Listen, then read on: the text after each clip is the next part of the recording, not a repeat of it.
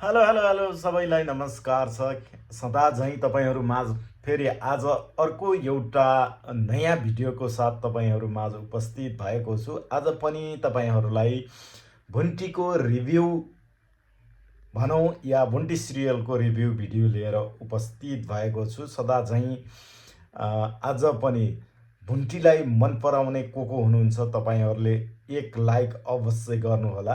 पछिल्लो पटक भुन्टीलाई चाहिँ उनका आफ्नै दाइ टोकलीले पनि साथ दिएका छैनन् भने यता भुन्टीको माइती पक्षले साथ नदिएपछि घर पक्षले पनि उनलाई एकदमै हेला गरिरहेको छ, तर पनि उनी हिम्मत हारिरहेकी छैनन्। अहिले यस्तो अवस्थामा सुकुमाया कता गइन्?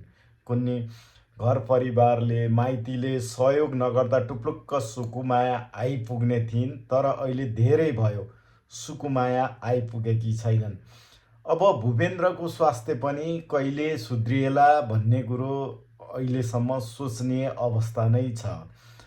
अब बिरामी श्रीमानलाई स्याहार गर्न जाँदा पनि त्यो घरमा बुन्टीले टोकाइ खाइराखेकी नै छन्। यस्तो अवस्थामा पनि उनलाई साथ दिने कोही पनि छैनन्।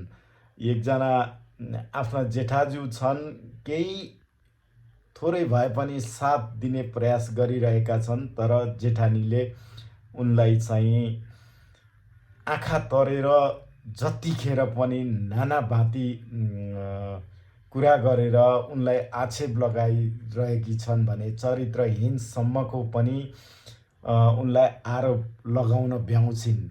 तर यो अवस्थामा उनका ससुराले राम्रो रोल खेल्नुपर्ने हो। ससुराले पनि अहिले पोजिटिभ गर्नु सकेका छैनन्।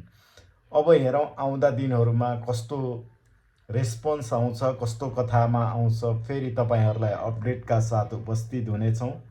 अहिले